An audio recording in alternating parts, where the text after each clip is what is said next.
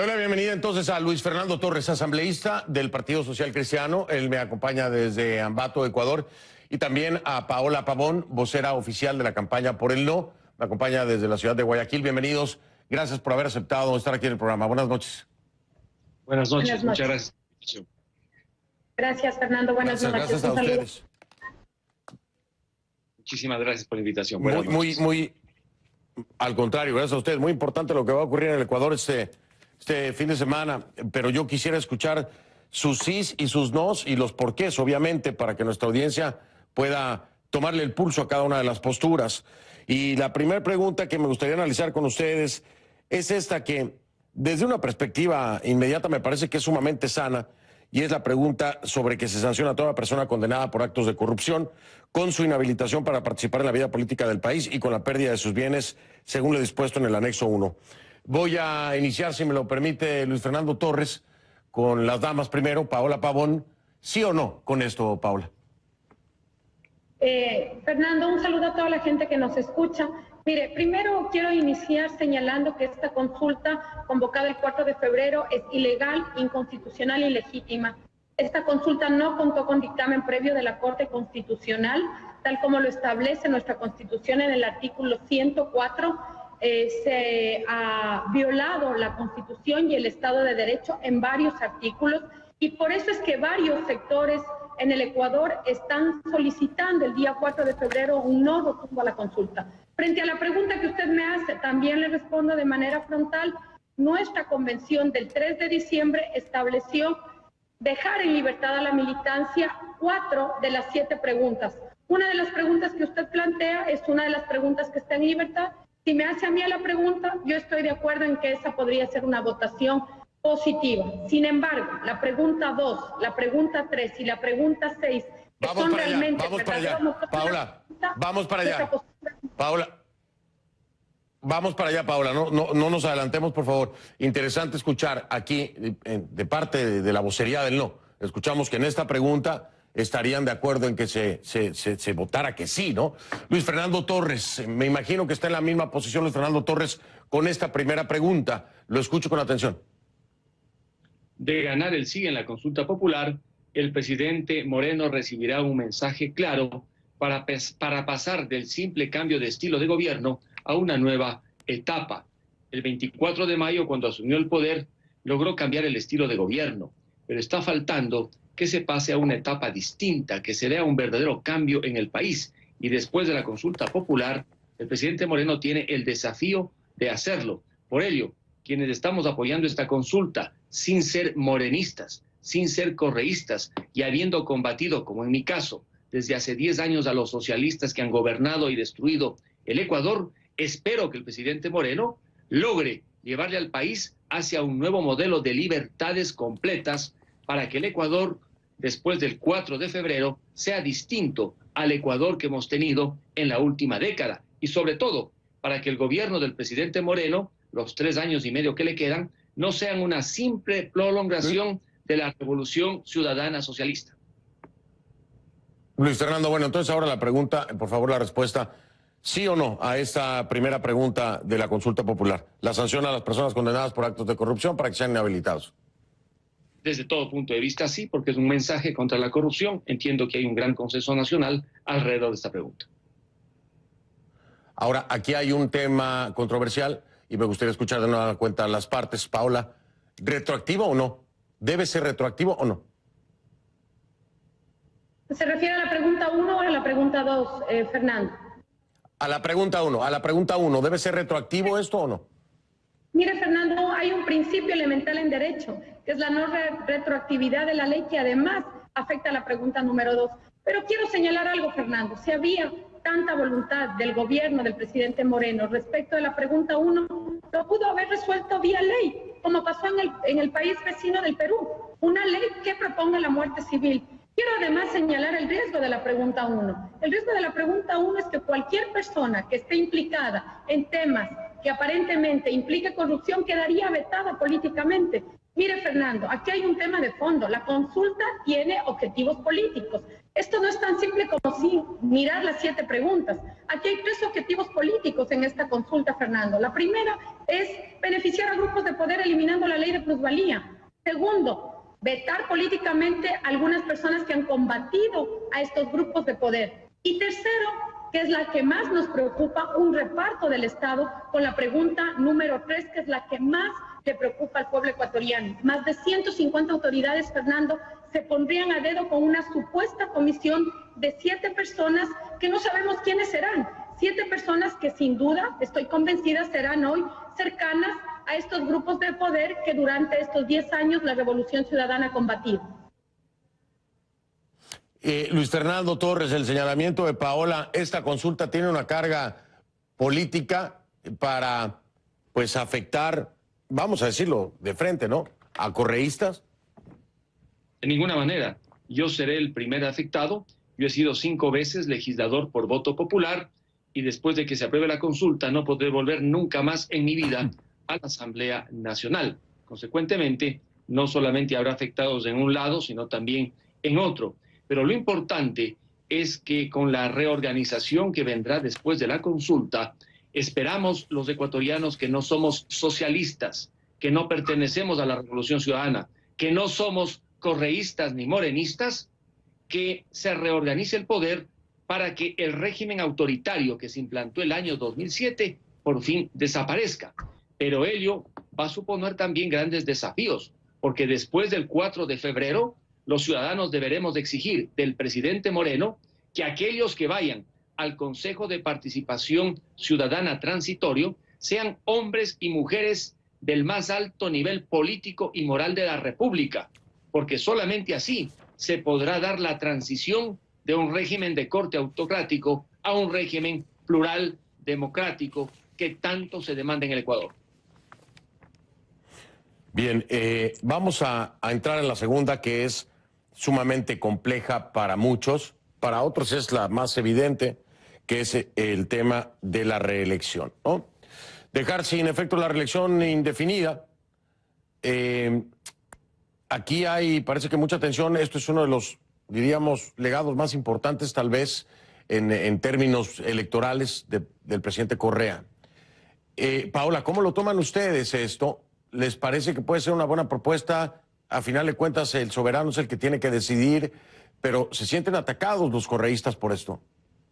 Mire, Fernando, y sobre todo la ciudadanía que nos mira a través de este medio de comunicación, primero hay una equivocación en la colocación de la pregunta. Usted no puede hablar de reelección indefinida, lo que puede hablar es de postulación indefinida. Finalmente, uno se postula como aspirante a un cargo de elección popular. Quien termina definiendo es la ciudadanía.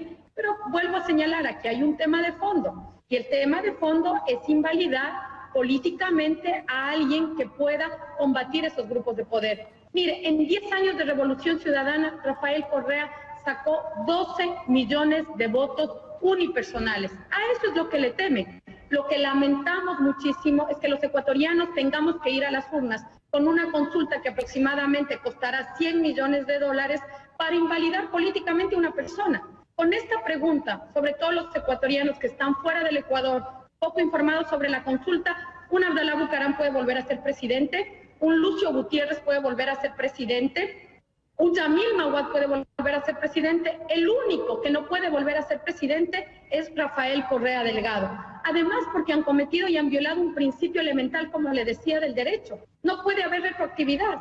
Se coloca la retroactividad precisamente para invalidar a Rafael Correa. Y esto también perjudica a presidentes de gobiernos parroquiales que han hecho una buena gestión, asambleístas que han hecho una buena gestión, alcaldes que han hecho una buena gestión, prefectos que han hecho una buena gestión. Mire, Fernando, cuando una autoridad por voto popular cumple su trabajo, tiene el reconocimiento de la ciudadanía, puede servir a su pueblo, tiene que ser el mandante el que determine. Pero no nos mintamos, esta consulta popular que busca eliminar la ley de plusvalía, que busca repartirse el Estado, más de 150 cargos, también pretende invalidar políticamente a Rafael Correa Delgado. Ya vamos para allá, Paola. Voy con Luis Fernando. Luis Fernando, aquí se habla de retroactividad. Obviamente el único afectado aquí sería el expresidente Correa porque es el único al que se le afecta. Digo, contemos los años de gobierno del expresidente Correa, no haya nadie más quien se pueda afectar, Paola. Digo, eso es evidente, pero Luis Fernando, a ver, aquí lo plantea Paola como que tal vez no debería ser retroactivo. Bien, si se decide y se vota un sí para que no haya más que una sola reelección, ¿podría entrar entonces en la fórmula todavía Correa? ¿O le parece a Luis Fernando que en efecto tiene que ser retroactivo y obviamente el único afectado sería el expresidente Correa? La pregunta tiene un anexo y en este se indica que no podrán presentarse a la reelección aquellos que hemos ocupado durante 2 periodos desde el año 2008. Consecuentemente, yo no me podré presentar otra vez para ser asambleísta por la provincia de Tungurahua, podré ser candidato a alcalde de mi ciudad, Ambato o cualquier otro cargo, pero no el de asambleísta. Lo mismo ocurre con otros como el expresidente de la República, que ejerció por 2 periodos consecutivos desde el año 2008. ¿Cuál es el mensaje? Que en el Ecuador no queremos reelecciones eternas y sí estamos de acuerdo con reelecciones limitadas. El presidente Moreno ha argumentado esta pregunta diciendo que él quiere recuperar la Constitución de Montecristi, el espíritu original.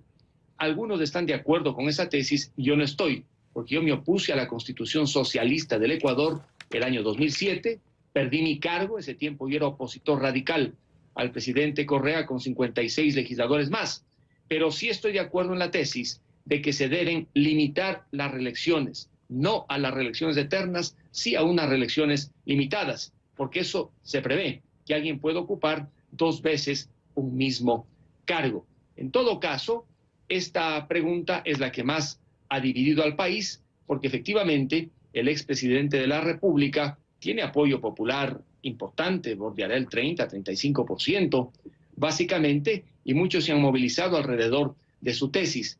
Pero hoy por hoy predomina el espíritu entre los ecuatorianos de que se debe establecer una reelección limitada y terminar por todas con las reelecciones eternas.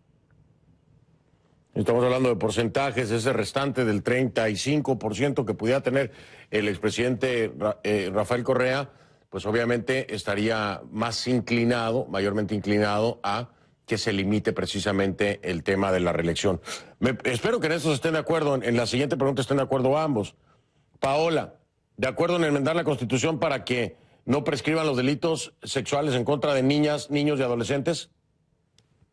Mire, de acuerdo en la pregunta, pero en lo que no podemos compartir es que un tema tan delicado que pudo haberse resuelto vía ley no se lo haya hecho. Si había tanta voluntad por proteger a niños, niñas y adolescentes, ¿por qué el presidente Moreno, con su nueva mayoría, con los sectores de derecha, con quien cuenta ahora, con su respaldo en la Asamblea, no pasó una ley? ¿Por qué tiene que hacerse una consulta en donde todos estamos de acuerdo? La premisa con la que usted parte en la pregunta es fundamental, Fernando.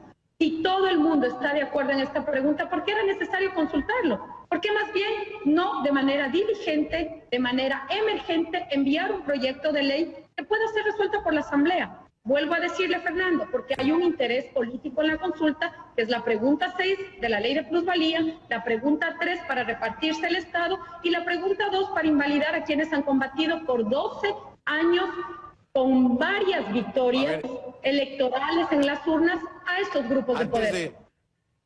Antes de irme a la pausa, Paola, quiero retomar un punto sumamente importante que me parece ha señalado y preguntárselo a Luis Fernando Torres. Es cierto lo que dice Paola, esto es parte de la consulta, pero esto pudiera haber sido una iniciativa de ley. Esto pudo haberse pasado vía legislativa. ¿Por qué incluirla como una consulta? Es una buena pregunta de Paola, me parece una iniciativa maravillosa para la protección de los niños. Pero ¿por qué? ¿Por qué? ¿Por qué no hacerlo vía legislativa?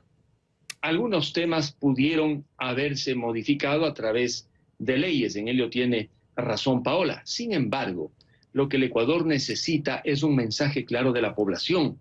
En el tema de los delitos sexuales contra los niños, en el Ecuador existe preocupación permanente por los últimos escándalos que se han producido particularmente en establecimientos públicos.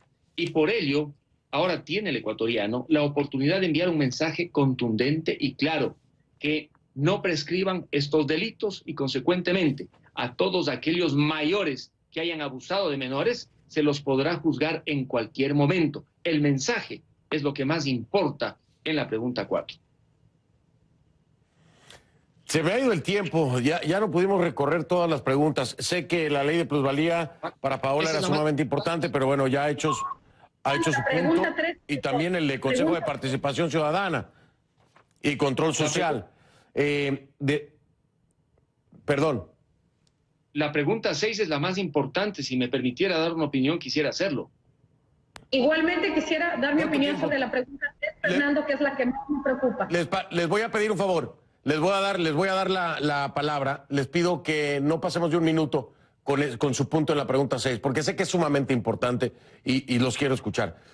Vamos con Paola, Luis Fernando, si me permites, para la cortesía. Adelante, Paola. Te decía, Fernando, que la pregunta 3 es la que más nos preocupa. Mire usted, la pregunta 3 hace una consulta si estamos o no de acuerdo que un consejo transitorio de 7 personas cambie 150 autoridades a dedo en el Ecuador.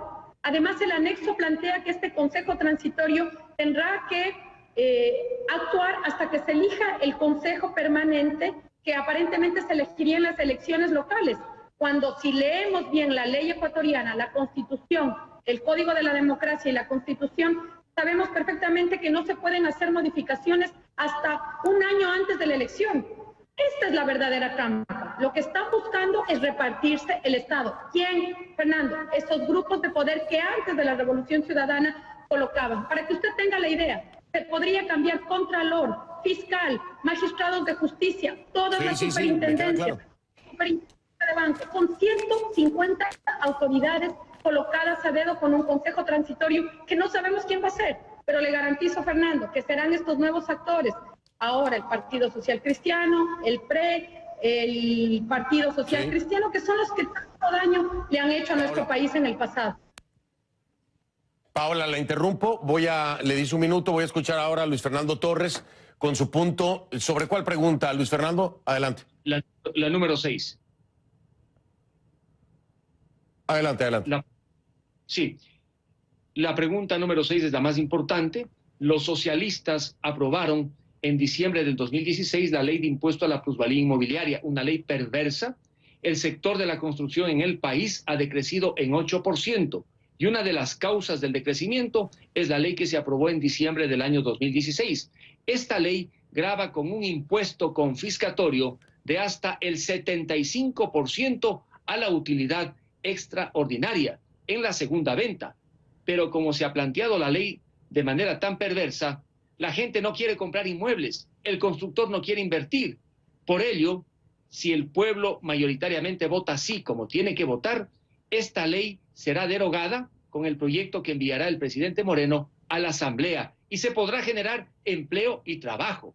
Por ello digo que esta es la pregunta más importante, porque hay que votar al basurero la ley de impuesto a la plusvalía inmobiliaria, que tanto ha afectado al sector de la construcción y ha llevado a que se pierdan cerca de 300.000 plazas de trabajo directas e indirectas en el sector de la construcción. Y no es que va a desaparecer el impuesto a la plusvalía, subsistirá el que ahora está establecido en el Código Orgánico de Desarrollo Territorial. Por ello es que en esta pregunta, al menos yo, me he empleado a fondo para que se derogue la ley de impuesto a la plusvalía inmobiliaria.